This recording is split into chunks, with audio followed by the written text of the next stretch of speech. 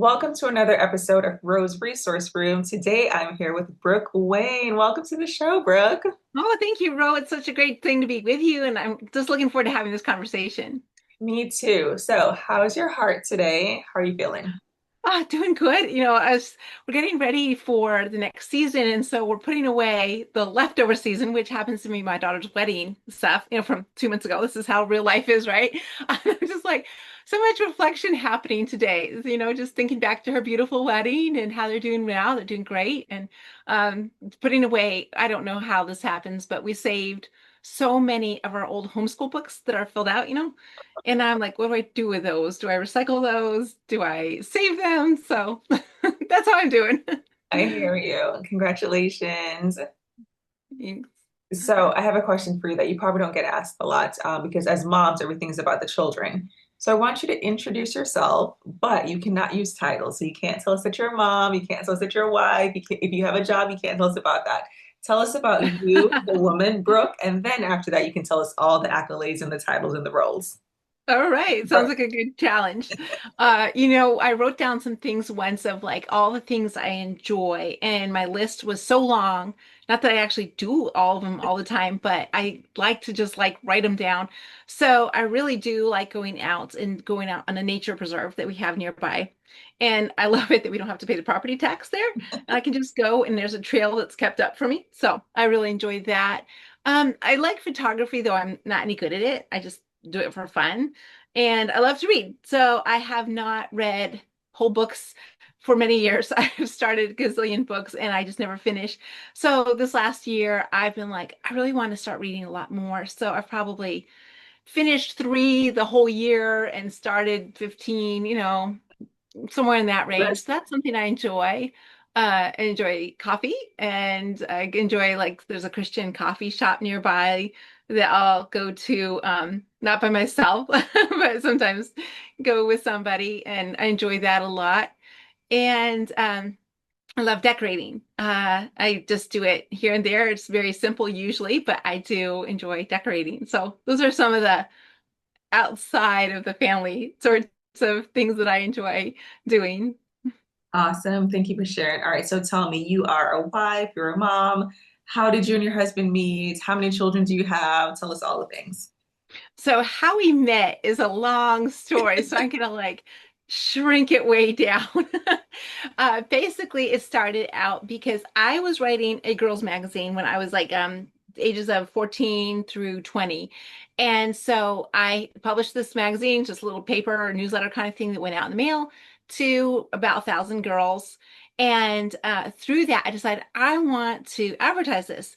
So my mom got this magazine about homeschooling, and she's like, oh, that would be a good one to advertise in. So I advertised, and it so happened that their marketing director was this young guy named Israel. And so when we first talked, I thought he was a lot older. Come to find out, he's just a couple years older than I was at the time. And I started reading his articles. He started reading mine, long distance, mind you. And through a long series of events, I started realizing that as I was praying, I feel like I was very clearly saying that I was supposed to marry this guy named Israel. And so I tucked that away in my heart for about a year. And finally, I'm like, I can't seem to get rid of this thought. I really feel like God's calling me to marry him. Now, we had never met. I lived in Arizona and he lived in Indiana at the time. And so it kind of seemed like a really far off dream that was very unrealistic. And yet, I'll just spare you all the details, but God worked out various things that we actually ended up meeting. And then he started praying about whether we should be married. And it's like I saw God work in this incredible way to bring us together. So we've been married almost 27 years, and we have been blessed with 11 children. Now, two of those children are married. So we have ages 25 down to a 4-year-old. And I'm just telling you, I want to keep that little 4-year-old for a very long time. She's just so bouncy and happy. But we actually had this year, we had our first grandbaby born. And so she's a nice little plump 8-month old and just as happy as can be. So that's kind of the picture of our family right now. Beautiful. That is an amazing story. Thank you for sharing the backstory. All right. So 11 children. You are in Michigan now, right? Yes. Okay. So where you are, do you have a lot of homeschool families? Do you have a big community? Is it normal for a lot of people to have 11 children? Because I grew up in New York and two children is a lot. So what's that Right, dynamic right. like? Yeah, no, I grew up with just one brother. So the small family, standard American sized family, which, oddly is starting to become almost like a large family to have two or Yes. three children. So having two was very normal for when I grew up. I think, there's just things that sometimes we see our parents go through that start to shape us. And early on, that was something that I saw my mom maybe regretting only having two. And so that kind of stuck with me. And obviously, it's going to be different for everybody, but God blessed us with these children. We're so thankful. Um, it was a journey of having some trust in that, of allowing the Lord to give us those children. And so I would say no, I know some large families in the area for sure, but it's not a typical thing in our area. Midwest tends to maybe have some larger Yeah. families than the East for sure, but not a typical thing in our area for sure. And then as far as homeschooling groups, where we used to live, which was the majority of our time here in Michigan, there was just not a lot, and a lot of that has to do with the government partnerships that had come into our area had just made it so that most families wanted to go that route instead of having co-ops and support groups and all that. And so basically for a long time there's just been a dearth in this pocket of Michigan, and now we've moved and there are lots and lots of options. And so we're still sometimes trying to figure out for our family season and all that, how can we help utilize some of that? Because there's some great options in our area. Okay. Thank you for sharing that. So I have a couple friends who only have one child, and they always say to me, bro, I don't know how you do it with three. And I'm like, I don't know how you do it with one. I actually Yeah, think it's easier to have more because one, you just made yeah, friends for your kids, right? Like they play with each other, and it's a lot more fun, just like a lot more joy in the home. For you right. with a large family, how do you juggle all the things specifically to homeschooling and then everything else like the domestic pieces of it? Right, right. So I remember when we had one, two, three, somewhere in that range, I asked my mother-in-law who had six, and of course I felt like that was a large family Right. because I was coming from one brother. And I said, so what's the hardest amount of children to have? It's kind of like brace me because is it five? What number is it going to be? And she said one. And I was like, one? And she says, well, you have so much adjustment going from just being able to sleep when you want to sleep and have your life revolve around your activities and what you're getting done, and even when you want to take a rest and a break. And when you have that one, you are no longer able to orient your life around yourself. You have to orient it around this little baby. And that really stuck out to me that one is the most challenging. And then I really do think if you have one, as I have friends who have just one, they spend so much more time needing to interact with that child Yeah, and because you do are the the friend. things like you like play sorry all the time. I'm like, oh, you want to play a game? Go play with your brothers and sisters.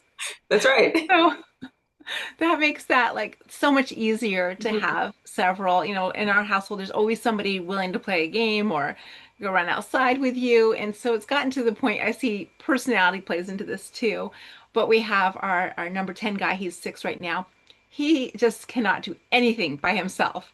And it's just like you need to learn a little bit of how to do that. And then our last one actually will play by herself. So I think it's a personality thing Mhm. sometimes too in that. And the environment they grow up in definitely shapes them.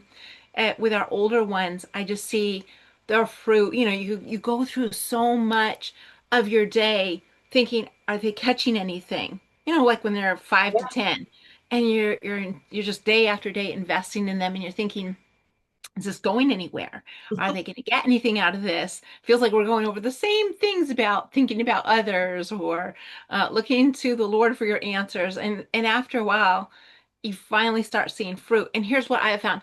If you invest in those older children, they start to invest in being an example for the younger children. And, not everyone will have that same testimony. Each child needs to choose for themselves what they will do with what they're given, what we've taught them. But I see that trickle down effect, and I'm like, this is amazing. I love seeing something I taught the older ones. and was a big part of our life, even kind of go down to the younger ones. And it just creates like a lot more boundaries maybe or teaching experiences that our younger children get. So Mhm. I love that. In fact, for the homeschooling aspect, I'm utilizing our 16-year-old's love for math and saying, can you help us? Can you help your younger sibling with this problem? Because, not I like teaching math myself, but it's just like that's time consuming. Yeah. Could you do that for me this afternoon? And so that's one way that we've tried to find a little bit of a way to help our older children teach maybe something to the younger children. And I'm pretty picky about handling all of their teaching experiences and all their character and, that kind of interaction, that heart to heart connection that needs to happen. I'm really picky about handling that myself. And this is where I've watched large families, especially the oldest daughter in a large family, sometimes grow up and feel like she was the second mother, Mhm. having to bear all this responsibility. And I'm like, oh, I don't have that experience. I just sort of naively maybe thought that you grew up in a large family, you love it. And so I want to kind of shield my children a bit from that pressure and that Right. responsibility. Mhm. So, I'll pick things that maybe my children, my older ones, are really exceptionally good at and ask them to get involved with the younger ones on a very limited basis. And Mhm. so that works for, like I said, for the math, or once in a while, they'll be like, if I just want to make sure my children are prepped for teaching their own children someday, I'll work with, like, say, phonics with them a little bit, have them help the younger one in a very short, mild sense, not an Mhm. ongoing type of daily thing. So that's one way that we've kind of found just to get around, like, here's a little help for mom. But also with checking, I have such a hard time checking all the answers in every book. And I think most moms feel that way.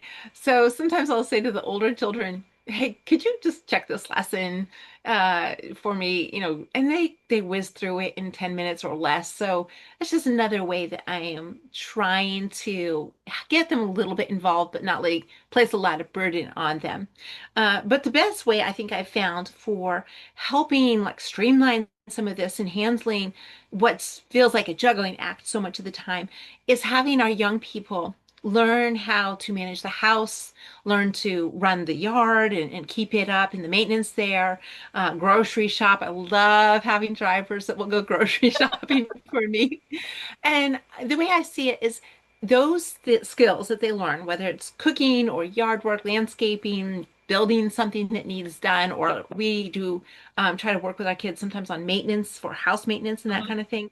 Those are skills that they can carry with them into their life. And sadly, we're all a bit selfish oriented, and I want my children to know that we are equipping them for their own lives, for their own future, and not just like they're serving our family and that's it. It's a dead end or something. Not that there's Mhm. any problem with that, of course. I mean, we want to teach our children servanthood when you don't Right. get anything back, but we're always trying to tell them we're helping you gain skills for your future. So it's not just mowing the grass Right. again. It's also helping you know how to do these things for your own future. And then talking about like this could become a job opportunity. Here's ways that you could utilize this in your future as a job, even. Mhm. So that helps me a lot. You know how it is if you have younger children and someone's bringing you dinner that night. Oh, there's one thing off your list that you have to get done. Mhm. And so divvying up the meals when they are able, like we have a 10-year-old, we're cooking waffles and sausage tonight. So, nothing fancy, but she's able to handle that for dinner. And that takes something off of my plate Oh, yeah. where I'm being able to delegate more and more, that kind of thing. So, I think a lot of times moms get into homeschooling because they hear a picture that is so beautiful. You're going to have a wonderful connection with your children in this homeschooling process. And of course, that's so exciting. Like, okay, yes. And here's the thing that really tends to happen is they get into this homeschooling adventure. And moms, of course, are super excited about teaching and about training and like, okay, we're going to do the math books and we're going to have this schedule and we're going to get stuff done. And then they meet with resistance from the children. Yeah. And then it's like out goes this beautiful picture of homeschooling, and all of a sudden you're dealing with reality that you've got children with bad attitudes, and probably you have a bad attitude yourself as a mom, if we're honest. And dinner is just like the meat's frozen still, and everything's just feels like this terrible juggling act, and you're making no progress. And Mm. so, what I like to encourage moms in is you have that mess. And I know it's sometimes just hard stuff that you're trying to deal with. And then you feel the pressure of, but I've got to teach the ABCs here and I've got to teach my math skills and all that. And what I have found is as we look at the big picture of what God is doing here, of helping us to handle teaching those academic things, but also dealing with the whole person and investing in their character, their attitude, prayerfully bringing them to the Lord through the gospel. It's a big, big thing where we talk through all these issues and we deal with the heart. And Mm. sometimes the heart can be very messy, and all these things can be just like day after day of seeking to do the same thing and the next thing. Number one, I think we need to pray and ask the Lord to look down in these homes that we're building and ask Him for His powerful Holy Spirit to do something in this mess. I love, I don't remember what verse it is, but it's in Proverbs, and it says, "Where there are no ox, the stable is clean. Mm. But where there are oxen, there's great productivity. There's a good harvest." And I like that so much because right now, and I'm sure in your homes too, it's like I feel like there's such a mess sometimes of attitudes coming up and all this stuff happening, and dinner's not really done on time, and of course the babies are always needing help and attention. And yet in that mess, God has a productivity, He has a harvest planned. Mm. And it seems like we just stick with it and stick with it and stick with it. But I am telling you, through the Lord's, Holy Spirit giving us wisdom and giving power to our children to see His light, that there's something beautiful He wants to create in that mess. So I hope that moms listening will be able to say, yes, it's not like it may not be that beautiful picture where the lessons come easily and there's just instant heart connection, but it's worth fighting for. It's worth going through day after day and really working with their hearts because later on there's a harvest. Mm, I love that. So there's so much that you said that I wanted to unpack because, when you think of homeschooling, a lot of people are like, oh, but it's so many children, you have to go over the same thing over and over. And one thing that really stuck out to me was how you had this beautiful balance of teaching responsibility while still Mm, allowing the children to be children, right? So I do right. want you to know how to make breakfast. I do want you to know how to maintain, but I do want you to go outside and run and play or just play with Yeah. your siblings, right? And I think Yes. it's a hard balance to strike, especially if you're not intentional, Hmm. right? Because you were saying, So I've much. seen some parents really, some children really become the parent, and you're like, it's good in terms of independence and what they're going to need for their future, but it's not good if they feel the burden and start to resent it and they're missing out on their childhood, right? Right, right. I gotta get Kleenex. Yours. Yes, I think that's definitely a balance that we have to learn to strike. And the other piece that really stuck out to me is when you talked about the difference between academics and education. So you Yeah, have this thing that you're calling homeschooling, and when I said yes to God, for me it was like, okay, where's the curriculum, where's the book, and where's the pen? And then right. I realized homeschooling was so much more than the curriculum. It was the Yes, hard schooling piece that you spoke about. It was as much for me, right? Like when you talk about meltdowns, it's not just the 2-year-old on the floor, it's the mommy meltdown of where is the pencil? Why can't we find the pencil? I'm cleaning every day, where's exactly. the pencil, right? But it's really God taking us on this journey of, yes, you're going to have the beautiful connection. Yes, you're going to have all these things that look picture perfect on Instagram and Pinterest, but it doesn't start there. You have to go through that Right, process. And I'm like, that's right, why you don't tell us the full picture because we probably wouldn't have signed up if we knew like the longer journey, right? But it's a process and it's a beautiful process when you yes, really start to just slow down and let it play out. right, right. I feel like what my mom used to say, because I was actually homeschooled. My mom started homeschooling us in 1983. And so homeschooling is definitely a way of life for me. And yet, I was the student who had it kind of laid out for me, and my mom was super organized, which, sometimes it's a little bit hard to live up to. But going on into my own world as the homeschool mom, it is just like you see problems and you see like the lost pencil and the aggravation maybe it causes within my own heart, and the fact that the child is not receptive. And of course, it's so easy to give up. That's the easy solution. And it's easy to say, okay, I'm just going to shop this job out to somebody else. And, it's like, yes, somebody else could teach your child, and they might even teach your child better than you could on those academic levels.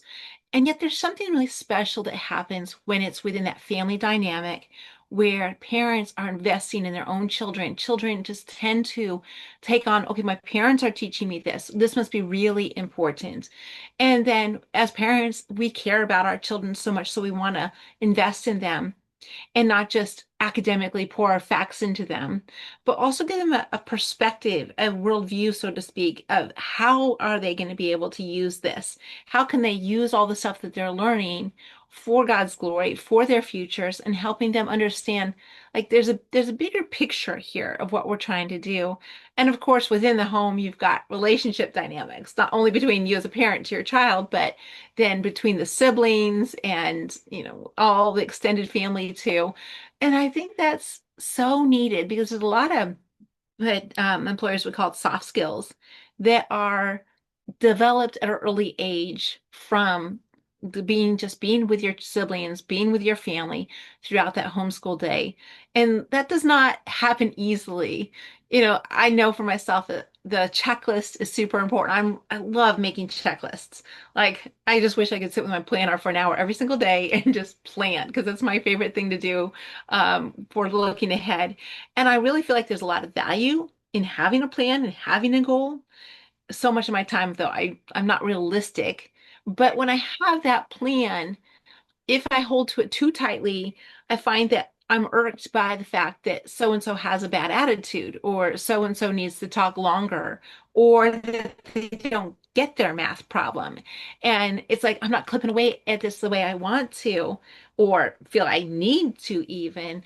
And so it creates in me a little bit of this unwillingness because I've got, maybe a little bit of an idol where I want it to go smoothly. Mm, And when I have come to grips and said, as long as I am flowing with what is needed in reality, what's the next step my child needs?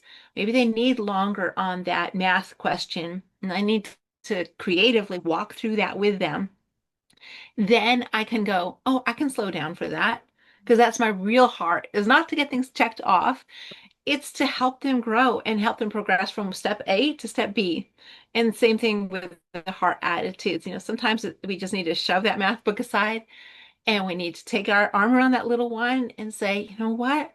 You are doing well on the math, or, or maybe they're not doing well. We need to address that too and say, you need to learn to apply yourself and talk them through that. So much of the time, I think we expect our children to know how to learn. yeah. And I found we almost have to go through a process where we teach them and show them what you need to do is apply yourself, apply your attention here, and give them then a break after a little bit because we need to realize they're little children, right?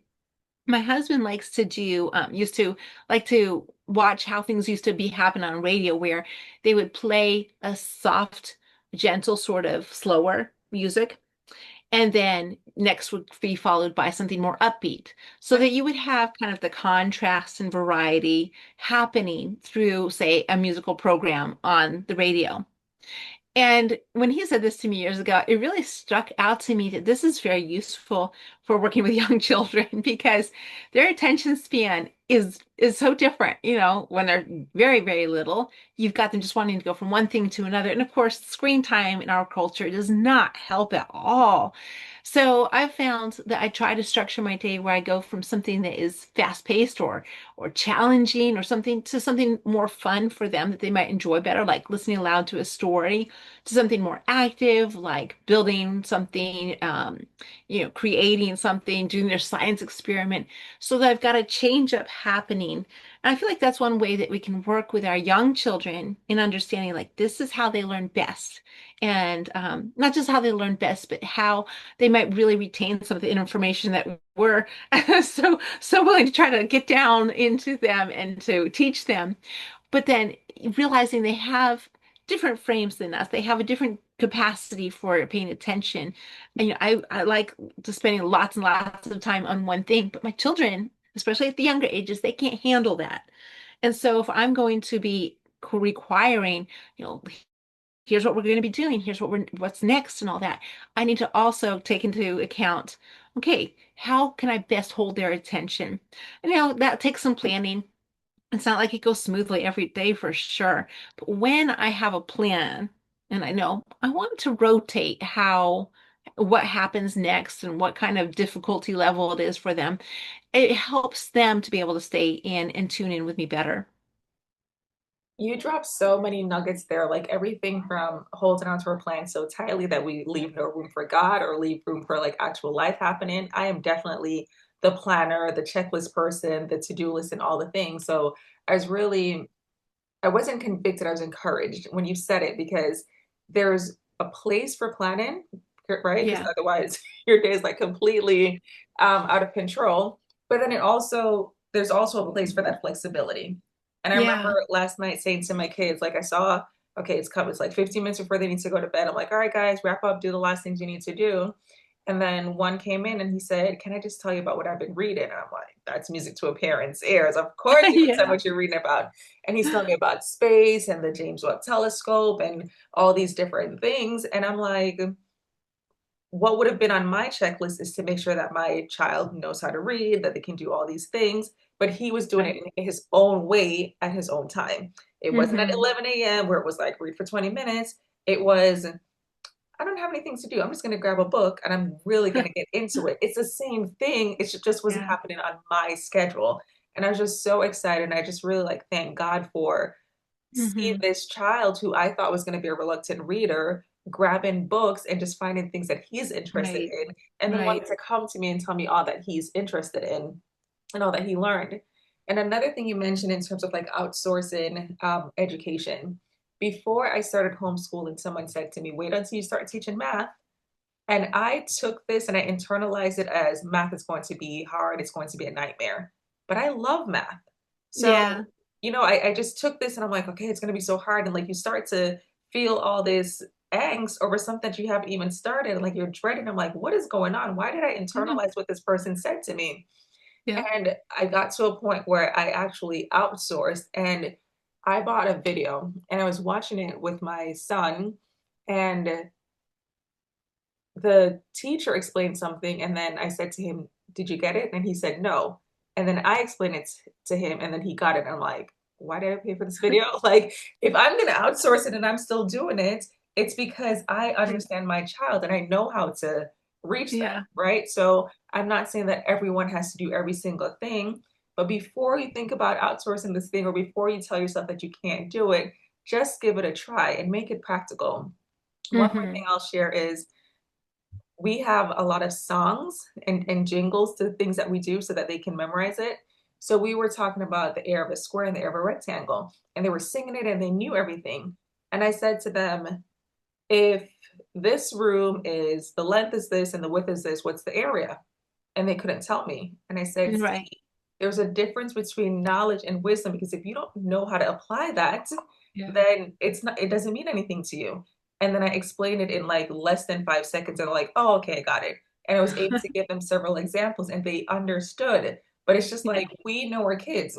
There could be a teacher drilling into a kid's head over and over. The area of a rectangle is length times width, and they come home telling you, but they have no idea how to use it. But when you Right. know your kids, you know how to explain something in a way that matters and you understand how to make things practical, that you're not just throwing facts at them, but you're giving them Right. tools for real life. That's really good. Thank you. Yeah, I think a lot of it is we do get so worried about like how are we going to teach them algebra or something that's maybe a bit far off Yeah. at the beginning. And it's like there's just so many good curriculums to either hand to your child that are written to the excuse me, written to the student, Mhm. where they'll be able to do it bit by bit, or there's video classes like you mentioned, or there's tutors, or there's just so many options. Yeah. And maybe even getting someone from your church or your fellowship to be able to help with some of the challenging problems. Or of course, if dad knows how to do it, like there's just other There options are. out there. But a lot of it comes down to, for me, why I homeschool has very little to do with academic stuff, and it Uh-huh. has more to do with the discipleship process. And, we tend to look at it like, oh, it's all neutral out there in the government schools. Oh, And it's not. yet it is not neutral. And it's becoming more and more clear that there's an agenda there to train the country to think a certain way Right. and to view things a certain way. And I'm like, I want to raise a generation of thinkers who can see the agenda and not just be led mindlessly to follow the agendas that are happening in our country. So, like, the academic portion becomes kind of the, oh, here's what we need to do and accomplish every day. And yet, it's the whole structure, the whole environment that we create for our children that teaches them. We pray to teach through a biblical perspective so they see truth and they see how to apply it, they see how to think about things, but then also to know how to do that family life that I mentioned earlier, how to relate to people, how to relate to people outside of your exact age classroom, how to, get along with a difficult sibling.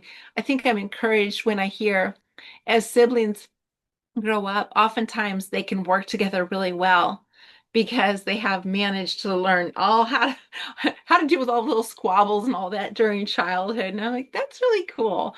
Later on, they can get along. My mom always said, if you can get along with your brother, you'll be able to get along with anybody. And she didn't mean like, oh, your brother's so hard to get along with. She just meant that's the Proximity. one challenging space in your life. You learn it young, you'll have it for life. That's a really thoughtful um, response that she had.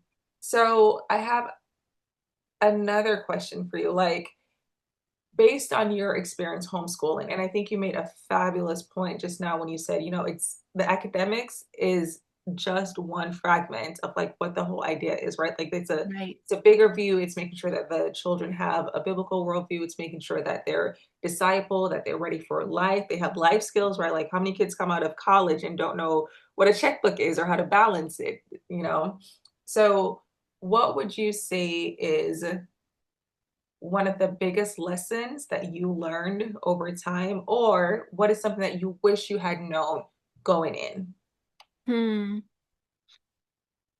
I think I had wish I had learned or knew that child training is so much more than just saying something to a child. One Tell us example. more. Somehow I just thought I would be able to say to my young children, you should be gentlemanly. I had more boys at first, Yeah. or you should act like a little lady. And they would do it. And I think that was like, oh, somehow that was a surprise to me just to see, like, they don't tend to just pick up your words like that. That's something you work towards is that they listen, just like Proverbs says over and over. So my son, listen to the words I speak to you, listen to my heart. So I think that's something that comes by and by, but that there's a lot of practice. And I think as a young mom, I kind of knew that training was something that was supposed to be happening, but I didn't know how that differed from just like academic teaching Yeah. or from here's my expectation. I want you to come when you're called. And so I wish I could go back and maybe learn that practice has so much to do with this, just on those good moments, being able to take a little child and say, we're going to practice coming and make a game. Of course, load our children up with lots of praise when they do well. And so I wish that was something that maybe I'd captured a little bit earlier on to be able to just be able to like, oh, you lead them step by step and you look for ways to do the teaching and the training when it's not a problem, when it's not this disobedience or defiant attitude, but when things are going well. And just bit by bit, then teach them along that way. One thing we do for that is we have Bible time every single morning. For my husband, it works out better to do it in the morning versus in the evening. So we do it in the morning, and that's a good chance for us. We because usually it's like a chapter of the Bible, or right now we're reading through Romans, and just a bit by bit. But things and conversations kind of come up where we start talking about other parts of life too, or how this speaks to this area. And it's like continually just that little bit of way to continually invest in our children, at a happy time of day when there's no tension, there's no 50% of your math problems are incorrect, that kind of thing. And so I like to capture those moments a lot. That's kind of one of my favorite things to do. Um, and then as far as like, what would I change? Is that what the question was? Sure, you can answer that. Yeah, what would I change? Oh, wow. Uh, you know, you sometimes think, oh, I wish I could change, like I could be the 5 a.m. mom if I could capture more time. That's just not part of my life. I am definitely the person who says it is vain to get up early in the morning. I'll be like 8 o'clock is good, but on a more serious note, like capturing more time as we have children who have the older brothers and sisters now grown. I see younger and younger ages, they want to get their first job and get their first car. And it's like, how did you get old enough to do this and to be thinking about this? And so I realized capturing those important conversations about, life and how to find a life partner and what you're going to do with a job. I feel like some of those questions and those big conversations, I wish I could pull down a little bit younger. I don't know what I'm meaning younger, maybe in the 12 to 14-year-old age, really start to be talking about that more than waiting for when you think, oh, now they're going to be graduating. Okay, now we'll have these conversations because your time is so limited. So, yeah, I find that that's helpful. And I think one thing I find helpful for myself is keeping a list of books that I really want to go through with my children, because I do tend to get very foggy brained and just be like, I don't know, we'll just do the next thing on the list. And sometimes that doesn't lead to those conversations that I want to have.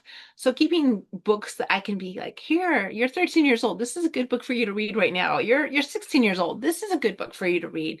And that helps to me to kind of initiate some conversations.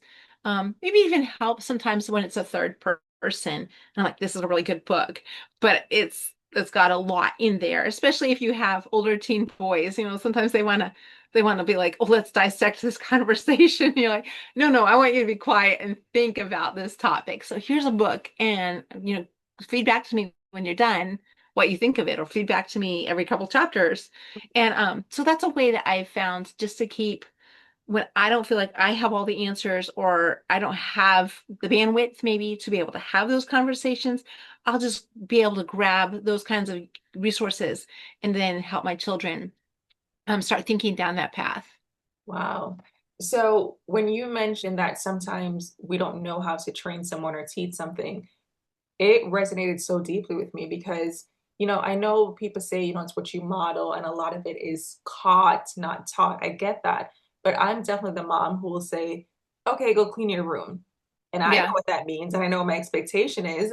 And then my kids will come down and say, okay, mom, I did it. And then I'll go check, and I'm like, well, how was it before? Like, what do you mean? What do you mean you did it? And they're like, well, I did that and I did that. And they literally go through like a list of things that they did. And then I had to just simplify. And I'm like, okay, when I say clean your room, what that means is there's nothing on the floor, the beds are made. Right. And when I say that, they'll say, okay, and they'll go and do exactly what I said. But it would never dawn on me that I'd have to itemize what I mean by get dressed or clean your room or, do Right. whatever. But it's a really good point. And what I love about these conversations is you're telling us what you've learned over years and years, over probably tears and joy and all the things. And you just downloaded it all for us where we can just like take a bunch of notes and implement them and pray about which ones God would have us to do. So I thank you so much for sharing all your gems and a lot of your wisdom and these nuggets. And I really enjoyed our time together. If you have any final thoughts, we'd love to hear it. Oh, thank you, Ro. I really just want to encourage moms. Sometimes it's easy to be like, I'm just failing. I'm failing at this, and I'm not seeing progress. I'm not seeing this beautiful picture of family life involved. In fact, it's rather, difficult. And I want to encourage you that these things take a long time to grow, and you can change yourself by God's grace. You can change yourself and your perspective.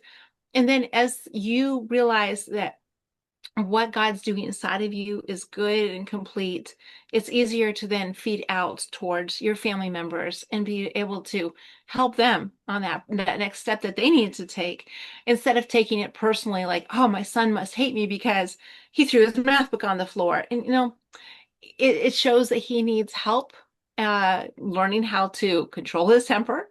It shows he needs help learning how to submit to the lordship of Christ, but it doesn't need to be taken personally. And so if you have mess going on in those attitude things, I really want to encourage moms, stick at it because God's doing something beautiful in your family, but also inside of you. I love it. Thank you so much. Well, thank you, Rose. Great to be with you. My pleasure.